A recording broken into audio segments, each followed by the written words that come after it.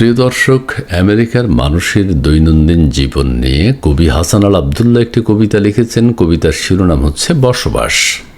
পড়ছি। বাড়ির রাস্তাটা চিনে নিতে হয়। হ্যাঁ, বাড়ির রাস্তাটা চিনে নিতে হয়। বৃষ্টিতে, বরফে, রোদে, ঝড়ে দ্রুতগামী অসংখ্য গাড়ির পাশ দিয়ে আঁকা বাঁকা পথ ধরে বাড়ির রাস্তাটা চিনে নিতে হয়। ট্রেন থেকে নেমে মানুষের ভিড়ে কখনো সামান্য থেমে জোড়া গেট চকিতে পেরিয়ে সিঁড়ি দিয়ে গ্রোসারির ধার ঘেঁষে আরেকটু হেঁটে বাড়ির রাস্তাটা চিনে নিতে হয়। মুখোমুখি দুটি ব্যাংক রাস্তার দুধারে।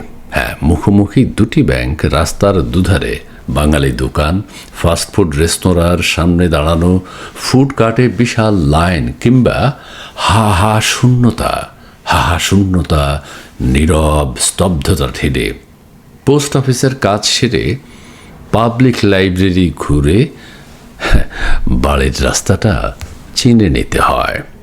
বসন্তে কি শীতে পার্কে কবুতর ঘুঘু কাঠবিড়ালির সাথে মধুর আলাপ সেরে নতুন শাখায় প্রজাপতি কিংবা মৌমাছির মৈথুন দেখেও পুলকিত হয়ে বাড়ির রাস্তাটা চিনে নিতে হয়। মাঝে মাঝে আনাজ, পেঁয়াজ, লঙ্কা, ধনেপাতা, বেগুন, ঢেঁড়স, বরবটি আরও সব কি কিনে বাড়ির রাস্তাটা চিনে নিতে হয়। চিনতে হয় বাড়ির রাস্তাটা চিনে নিতে হয়। হ্যাঁ, বাড়ির রাস্তাটা চিনে নিতে হয়। ধন্যবাদ।